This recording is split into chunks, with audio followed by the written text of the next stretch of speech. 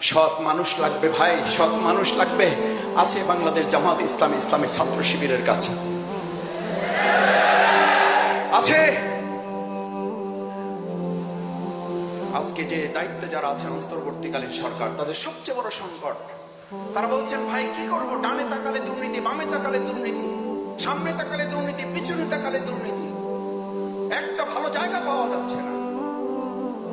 সুতরাং আপনারা আমাদেরকে সহযোগিতা করেন। এই সহযোগিতার সবচেয়ে বড় দেয়াল হিসাবে বাংলাদেশ ইসলামী ছাত্র শিবির এখন থেকে মীর মুগ্ধর সেই পানি লাগবে ভাই, পানি লাগবে অন্তর প্রশান্তি করেছিল। আর তোমরা আজকে ওয়াদাবদ্ধ হও, এখান থেকে অঙ্গীকার করো। বাংলাদেশে ওই সময় পানির সংকট ছিল, পানি দিয়ে আমাদের আন্দোলনকামী মানুষের অন্তর প্রশান্তি করা হয়েছে। আর আজকে বাংলাদেশের সবচেয়ে বড় সংকট সৎ এবং যোগ্য দক্ষ মানুষের। তোমরা স্লোগান নিয়ে রাস্তায় বেরিয়ে পড়ো, সৎ মানুষ লাগবে।